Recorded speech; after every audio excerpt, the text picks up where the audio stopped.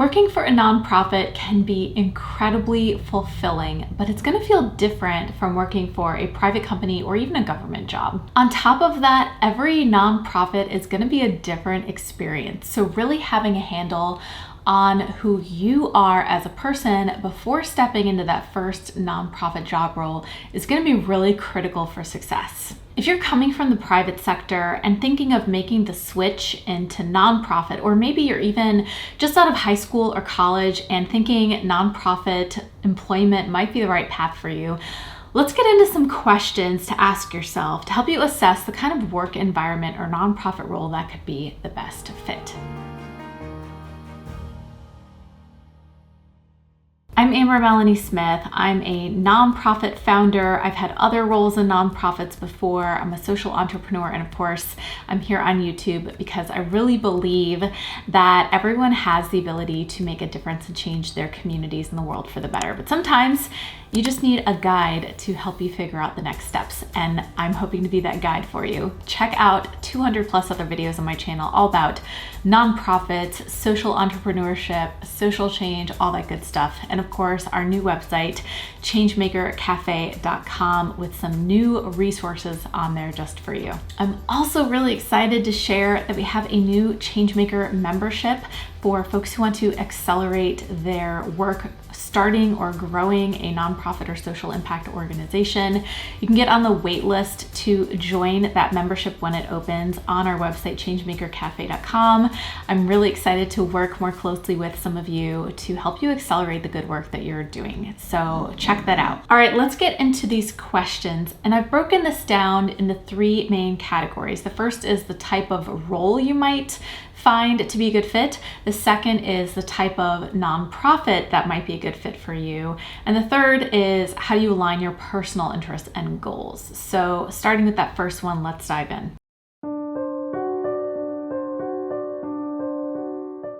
Like I said, that first section is all about what type of nonprofit role is going to be best for you.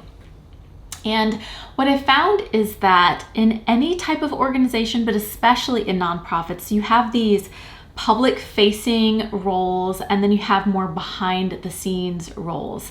And sometimes you really have to figure out what type of person you are. Are you that person who likes to be out front, or more operating behind the scenes, making the machine work, so to speak? A couple of examples of these types of roles. So when you're talking out front or public facing roles, these are roles that are engaging with the public. You might be doing networking or public speaking. So some of these roles are the executive director or CEO of the organization. That's like the top staff person. You've got anyone in fundraising is most likely going to be engaging with the public directly in some way. Marketing, of course, that could be a combination of out front. Let's say you're doing public relations. That's obviously out front. That's working with the media. You might also be behind the scenes, though, if you're scheduling content on social media. Though, of course, some of the most engaging social media content is that which tells stories of things happening out in the public. So that could be out front in the public as well. And then, of course, you've got your operations and administration folks. Those are going to be more behind the scenes roles. These are the people taking care of the infrastructure of the nonprofit. Maybe they're handling the nonprofit accounting or finances. Maybe they are working in an HR or operations role, helping the executive director or leadership team make sure everything is running smoothly. There are things you don't even think about needing in a nonprofit, but they're the same kinds of things you would need in a business, like someone to make sure that all your software subscriptions are up to date, or someone who's making sure that you are getting the best deal on insurance for your nonprofit. All of those things could fall under an operations role. And then, of course, you've got your programs folks. Now, this is the heart of the organization. These are the people who are out there delivering on the services that the nonprofit offers. This is probably what you think of most when you think of nonprofit work, is those people who are out there feeding people, providing services, building the houses, all these things. Those are often going to be out front roles, engaging with the people that you're serving. So really knowing yourself and what kind of role you prefer to be out front or behind the scenes is important here. But another question you're going to want to ask yourself is, are you ready for the potential emotional toll that could come with different roles in the organization? Now, we know there's all sorts of research all about the helping professions. When you are in a role or in an organization that's designed to serve the community, there can come an emotional toll with that because you are always out there absorbing the troubles and the challenges of your community. And especially if you're in a programs role, you might be very close to the problems. So asking yourself, what level of exposure, direct exposure to these problems can your heart take in a nonprofit role? And I can tell you, there are roles out there for you, even if you're feeling like it would be a bit much for you to get that close to seeing those challenges every day. Those operations roles, those fundraising roles, those are a little bit removed from the direct challenges, but they are so impactful to the nonprofit, and they're a way that you can still make a difference, even if you're feeling, as I might feel, too attuned or too sensitive to those challenges to be able to withstand them for a very long, extended period of time. Sometimes this is called compassion fatigue, right? And it's really important to know what your level is, what your capacity is, because if you overload yourself, you could burn out. And that is the antithesis of what we're hoping for when you're doing social impact work, is you've got to take care of yourself so you can sustain the work and sustain your happiness and joy in the work as well. Another question you want to ask yourself when you're thinking about what kind of role might be the best fit for you in a nonprofit organization is, how does that role in a nonprofit measure success? So this question is all about helping you think through how you're going to be evaluated in your job performance in this nonprofit role. With a for-profit business, of course, the top metric of success for the whole business is profit. How much money is the organization making? But in nonprofits, the top metric of success is social impact. And all of the other metrics that are examined, like fundraising or operational impacts, etc., those are all underneath and considered the foundation or the infrastructure needed in order to achieve that top outcome of social impact. So what I recommend you doing is doing some research on how each of the roles you might be thinking about doing in a nonprofit measures and evaluates success.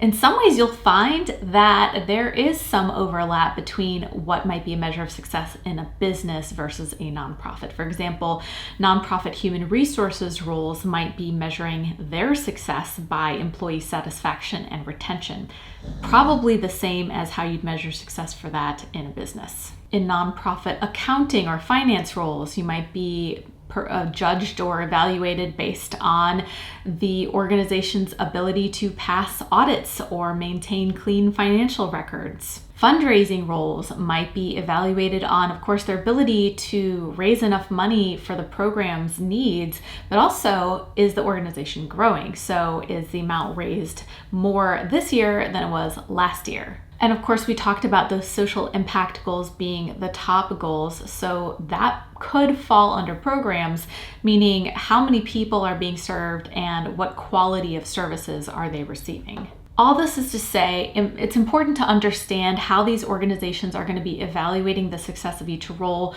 so that you can assess if you're comfortable with your performance being evaluated in such a role. That would help you understand if that role is a good fit for you.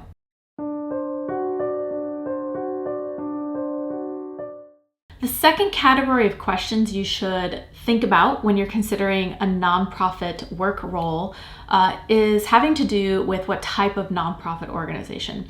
And I do mean things like what issue does it tackle, etc. But I'm also talking about the size, the scope, and the work environment of the organization itself. The first thing to consider here is your level of understanding on how much the different nonprofit types, so the sizes, the type of program activities, the scope of work, etc., how much those factors influence the work environment that you're going to be part of. Just like in business, a nonprofit that is in a startup or earlier stage of development is going to feel a lot different in terms of the workflow and work environment than perhaps an older or more established nonprofit organization. And each person has their own preferences for their work environment, right? So if you're talking about a nonprofit that's a startup or an earlier stage or smaller, growth phase organization, you're probably talking about a work environment that's going to feel like it has a little bit less structure. Maybe there's less operational processes figured out or fleshed out. There might be fewer resources. There are exceptions to this. Some startups get some good support from the community early on, but in general, when you're talking about a startup or a smaller organization, you're talking about having less cash, less financial resources to play with. But there might also be more potential for your voice to really heavily influence the direction of the organization, because if the team is smaller or these operational things haven't been figured out yet, you as a member of that smaller team could play a big role in making those things possible. On the other side of the spectrum, you have these larger or more established or structured organizations. So they're going to probably have processes figured out. The pace might feel a little bit less fast in these types of work settings, but there might also be more bureaucracy. So you might find that you have less of an influence or less of a voice in a larger, more established organization because they might be more set in their ways. So the big question you're asking yourself here is, what is your comfort level with ambiguity and change?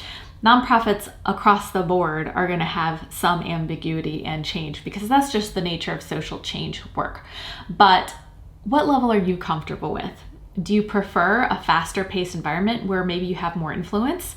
I know personally speaking, I prefer that kind of environment. I don't mind a little bit of chaos. I like figuring stuff out. It makes me feel more creative. But some people don't like that. So is a more structured, larger, perhaps more stable organization something you'd prefer? Another aspect of thinking through what kind of nonprofit you want to work for is, what does the decision-making process look like in these organizations? And I'm specifically referring to working with a board of directors. I've had employees come in and it's their first nonprofit role. They've never been exposed to or worked with a nonprofit board of directors before, and the dynamic is confusing or it's unclear how to do it. So that's something to think about. So just as a recap, if you're less familiar with the nonprofit legal structure, 501c3 nonprofit tax-exempt organizations in the United States and many similar types of organizations in other countries as well are typically governed by a board of directors. So you have your nonprofit executive director or CEO, that's the top paid staff position, but then above them you have your board. And in the United States, the board is typically an elected group of unpaid volunteer community members who are brought on usually because they have a special skill set or some experience with the issue to help drive the organization forward as a community-led governing body. Now, this board of directors is the boss of the executive director, so they could fire the nonprofit's ED or CEO even if they're the founder. They could fire that person and hire someone else to replace them. So they have that level of power in their voting structure. They also typically vote on the annual budget, policies that impact the organization and its staff, etc. Every nonprofit is going to have a different board of directors, of course, and that might lead to different dynamics with the board. You have some very effective and healthy boards and some not so healthy boards. So as part of your work in the nonprofit world, thinking through, are you comfortable navigating these dynamics, and what roles in the organization are going to have the most work with the board or the least work with the board, and which do you prefer? And finally, in considering what type of nonprofit you might want to work for, you want to think through the financial health of the nonprofits that you're specifically thinking of working with, especially if you've ascertained that you're that person who needs more structure and stability in the nonprofit that you're working for, so perhaps a larger, more established organization. You want to think through, do they have the financial runway to sustain the position for a decent amount of time, right? If you are on the other side of the spectrum and you like a little bit of chaos, you like figuring stuff out, you like that startup environment, this may not be as important to you because you know that you're building the plane as you're flying it, so to speak. But one thing you can do is nonprofits have their tax forms publicly on the internet. You can look them up using a resource like GuideStar, or other websites allow you to review nonprofits' tax documents. You can look at the organization that you're considering working for. You can look at their tax documents and just kind of see where they are financially in the past couple of years.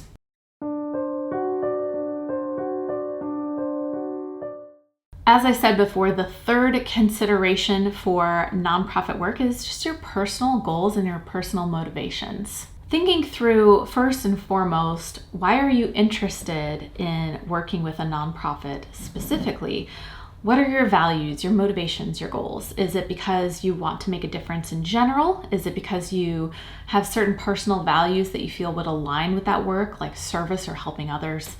Or is it to pursue a specific issue or cause? Maybe you're very passionate about cancer research or animal welfare. Thinking through what this motivation looks like for you is really important to help you find a great role. And on that note, really honing in on what causes you are passionate about. I would go in with a list of your top 3. I know for me it's really hard to pick, so I tend to gravitate towards projects and organizations that allow me to impact a large number of diverse causes at one time, and maybe that's you as well. There are organizations out there like that for you. But let's say you have some specific passions, or maybe there's even a specific organization you've learned about or maybe interned with or know about through someone else that you're just really excited about potentially working with, and knowing what those organizations are and how you can connect to the people within them is something that can help you get a leg up as well. And thinking of your personal trajectory and your growth in your career. What are your long-term career goals? Is it to create a certain outcome for a social issue? Is it to become a great leader or public speaker? What are some of your long-term personal development and personal career goals? And what roles are going to help you create the pathway to that long-term vision for yourself? And finally, this is important. It's part of the logistics of nonprofit work, but you've got to really have a handle on what are your personal needs in terms of compensation, work schedule, work style, etc. You're going to be most happy and most sustained in whatever role you end up in if you are able to match these expectations with the role, of course. But it's different for everyone. So based on your lifestyle, your needs, maybe your family, where you live, there's going to be different compensation levels based on city, etc. What are those needs for you, and what elements of those needs might be a deal breaker when you're considering a nonprofit role? And by the way, there's no wrong answer for that question, because people who are driving the world forward and trying to make an impact and a dent in the world's problems deserve to be able to feed their family as well. So there's a lot of dialogue right now in the nonprofit sector about how we can do better to fairly and competitively compensate our amazing talent in the sector. All right, I'd love to hear, are you aiming to work for a nonprofit organization? What are some of your outstanding questions? Maybe you could ask them in the comments, and some people who have worked for or are currently working for a nonprofit can jump in and tell you what their experience is like. Again, if you are starting a nonprofit or social enterprise organization, the new website changemakercafe.com has some great resources for you, and our new membership community coming soon. Don't forget to check those out and join our waiting list for that. Thanks as always for watching. I'll see you next time.